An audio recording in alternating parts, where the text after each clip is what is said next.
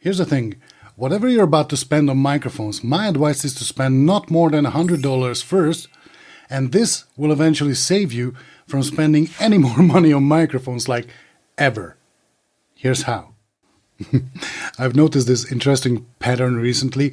Every time I get the question, which microphones should I choose, from someone who's just starting their YouTube channel or podcast or live streaming, I instantly tend to shoot the answer, get whatever works with Rode Connect. Now, if you don't know what Rode Connect is, it's probably a reason in itself to watch what I'm about to explain, as you are missing out on what's probably the best free podcast recording software out there. And if I'm to point to a microphone, I tend to keep recommending either the NT-USB Mini or the VideoMic Go II. Looking at these two microphones, it seems crazy to even mention them on the same page.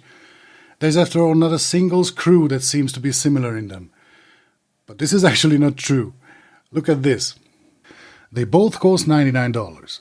They both are condenser microphones. They both capture the entire frequency range of the human hearing, which is 20 Hz to 20 kHz. They both can feed a recording with 48 kHz sample rate and a bit depth of 24 bit, so with pretty nice quality audio. None of them have battery to be charged, as they are running on the power provided by their connections. None of them have a mute button or an on-off switch. They both have USB-C and 3.5mm ports, and hence they can both work as USB microphones with zero latency monitoring option through said 3.5mm port. And most importantly, they both work with the amazing Rode Connect software, which is arguably their most important common asset that sets them apart from the DD, Sennheiser, Movo, Blue Yeti, Presonus, Mackie, Beacon, you name it counterparts, as well as from any XLR microphone for somebody who is just about to get into this game, which is a bold statement, but I think I can drive the point home once we get to the part with Rode Connect. Let's have a look at their differences though, as there are some important ones beyond their looks. And while doing so, I will switch back and forth between them so that you can hear the difference in how they sound. Obviously, they look very different. The Rode VideoMic Go II was made to be an on-camera microphone in the first place. Not that it can't do anything else, on the contrary, but if you're looking for a microphone to mount on your camera, look no further, the VideoMic Go II is your choice. First, because the VideoMic Go II weighs a mere 96 grams with all accessories, while the NT-USB Mini is a chunky boy with 585 grams, which is a whopping 6 times the weight of the VideoMic Go II. Trust me, you don't want to mount it on any camera, but the good news is that it wasn't meant to be used this way anyway. The only possible benefit of using the NT-USB Mini as your camera's mic input by routing the 3.5 audio cable from its headphone output into your camera's mic input would be that there you actually have a volume knob for the headphone port, whereas on the VideoMic Go II you have nothing to push or turn or switch. You need either the Rode Connect or the Rode Central app to change settings on it. Luckily there's a mobile version of Rode Central, sadly not for Rode Connect as of today, so it's not a big deal, it's only a little inconvenient. The other downside of connecting an NT-USB Mini to your camera would be that you will still need to have it plugged into a USB connection as well, so that it gets power, and that's the only way you can power it, while the Rode VideoMic Go II can be powered by either a 5V USB connection, but also through a 3.5mm port, with plug-in power of 2 to 5 volts. When connected through the 3.5mm port, it automatically sets the optimal gain for itself, and you can only adjust it in the camera's volume controls. So with these obvious differences, looks, size and power, out of the way, let's look at these two as USB microphones, as this is where it gets tricky.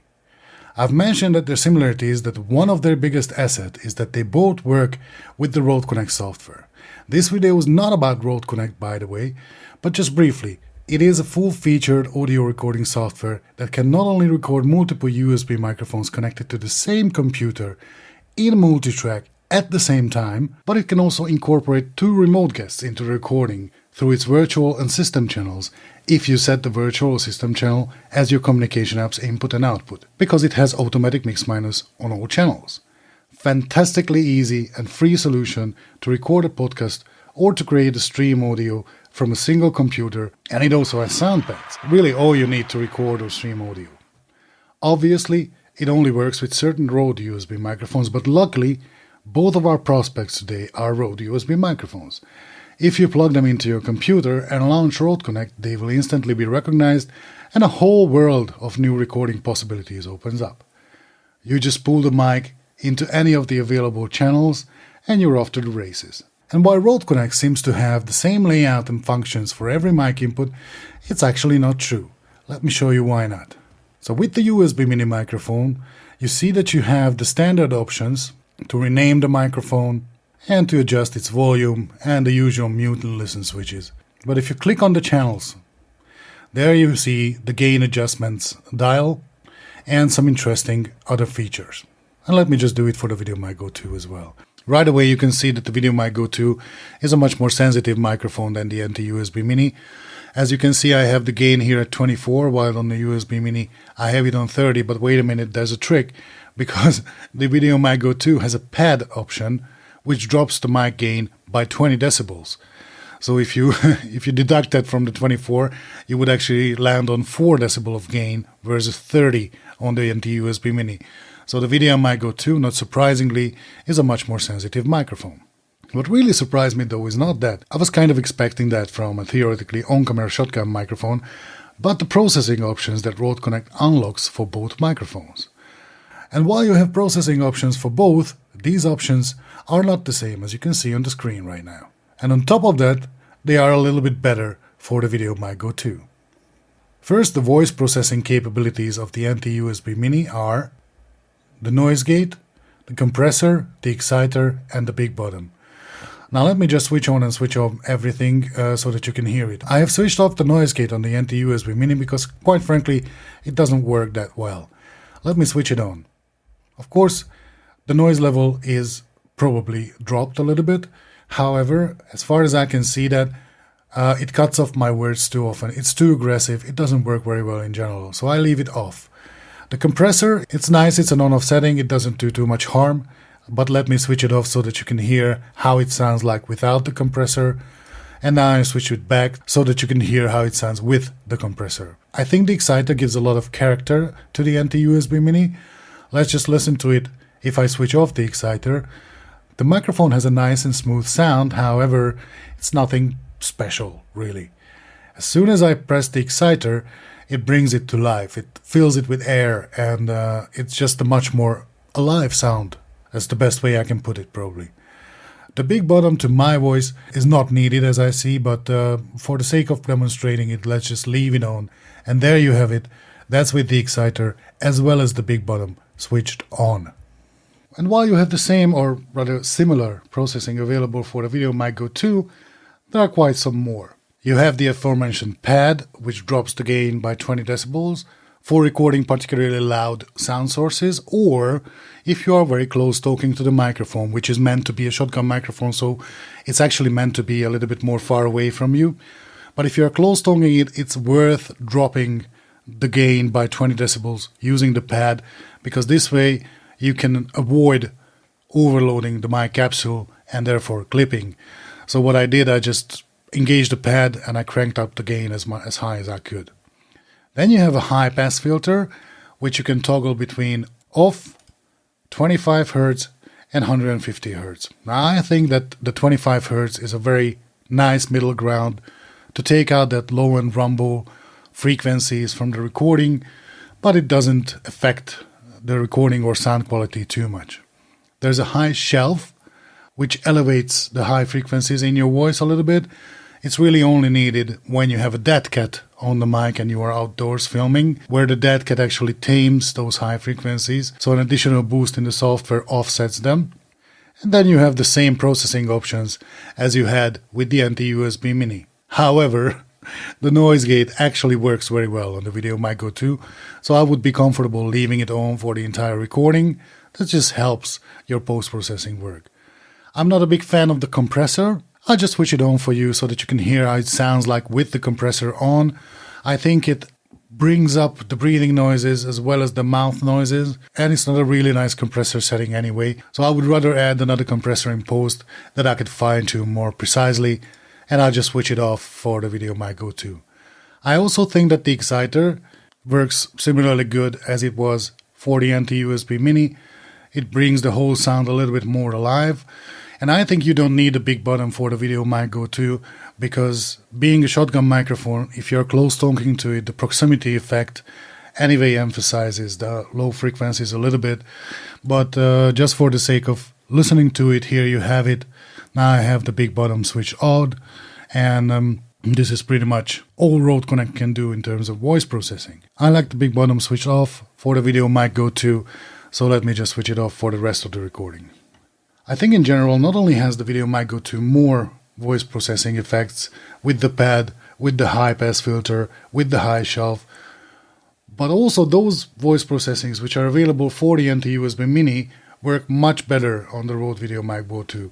And I think it only comes down to the fact that the VideoMic Go II is simply a newer microphone, so the voice processing abilities are simply maybe ironed out versus the first version of the anti-USB Mini, which came out actually 2 years before that. And I see the biggest difference in how the noise gate works, which is actually useful on the VideoMic Go II, and to me it seems pretty much unusable on the anti-USB Mini. The last difference between these two microphones is their polar pattern, which is the area where the microphones pick up sound the best. Normally, I would say that this is an important thing to understand, as if you want to record a podcast with somebody, you will need to know how to place the microphones to first record your voice in the best possible quality, and second, to avoid one person's voice being picked up and recorded by the other person's microphone. In other words, so that their sound bleeds into your microphone, which would be a nightmare to edit out in post-production. So you want to turn the microphones in a way that the most sensitive area of the pickup pattern turns towards you, and the least sensitive area is turned towards whatever you don't want the microphone to pick up. However, for these two microphones, I did not notice much of a difference. These are sensitive condenser microphones, and hence they will pick up whatever they hear, even if it is coming from their back, and even with the noise gate on. For the best possible recording, you should talk into the front of them, being as close to the microphones as you can, and place everything that you do not want to record to the back of them, but in reality they will still pick up quite a lot of room noise, as well as the other person talking. So you have to work on it in post. And to illustrate an imaginary multi-person podcast scenario, for the best possible result, you should place the anti-USB Minis facing backwards to each other, as its cardioid polar pattern rejects sounds the best if they are directly in the back of it, while it picks up the best whatever is in front of it. Whereas with the VideoMic Go II, you will need to set up more of an X-shaped placement for maximum rejection of the other people's voices, as it has a supercardioid polar pattern, which does pick up a little bit of noise that is coming from directly behind it, but it rejects what is coming from what the sailors call broad reach, so about 3/4 from the back. As you can see, this way the red arrows point directly into the areas of the polar pattern where it is the least sensitive, while the green arrows show what they pick up the best. This way you'll have a good chance of rejecting the other voices the best, especially if the speakers are close to their mics but relatively far from each other. I ran out of arguments, so it's time for a conclusion, but before I do just that, let me know in the comments what you think of these microphones and how did you like the video so far. If you did, hit the like and consider subscribing too. As for my overall opinion, for $99, it's very hard to beat the feature set that the Rode anti-USB Mini and the VideoMic Go II provide, thanks to the free Rode Connect app. I know the PodMic is also a $99 microphone, technically. However, since it is an XLR microphone, it does not work with Rode Connect, and you will need an audio interface to record with it, and should you want to include remote guests into your podcast or live stream, said interface will cost you more than the mic itself. This is a problem and a cost element that you will not face with these two mics. And to answer the question, which one should you get out of the two, to my ears the anti-USB Mini has a smoother sound, and having said that, if you plan to use the mic on camera or as an out-of-frame boom mic for videos, the VideoMic Go II is your choice, as it is smaller, more sensitive, more directional, and more versatile, as it can be used either as a USB mic or on camera and powered by the 3.5mm plug-in power. And that, by the way, means that with a $25 adapter, like the Rode D-XLR Plus or its DT and Movo equivalents, that convert 48-volt phantom power down to 3 to 5 volts. You can even use it with XLR podcast interfaces like the Focusrite Vocaster or the Zoom PodTrack P4 down the road if you decide to slowly upgrade your kit. And despite the different polar patterns, in reality I did not hear too much of a difference in how they reject sound, but considering that the noise gate and generally speaking the voice processing effects work better with the VideoMic Go II, if you are someone who does not care about post-processing and just wants to record with live voice processing on the fly, again go with the VideoMic Go II. However, if you only want to do podcasts, don't have guests on site, don't care if the mic's in frame or not, and sound is what matters to you the most, to me the NT-USB Mini is the better sounding mic out of the two, and you have the convenience to use the volume knob for the headphones or switch off direct monitoring completely. You can of course do all this on the VideoMic Go II as well, but you will need to go into the Rode Central software as there are no physical controls on the microphone. Being condenser mics, I still recommend you pay attention to room acoustics though, as these guys are sensitive and tend to pick up more ambient sound than what you would desire, as well as to mic placement when recording multi-person podcasts. If you don't want to do that either, have a look at my other video introducing some really good dynamic podcast mics. They will all do a better job at rejecting background noises, admittedly for more money though. And if you are interested in audio setups and recording, especially in how to record remote guests, you are at the right place, as this channel is all about that. Bye for now.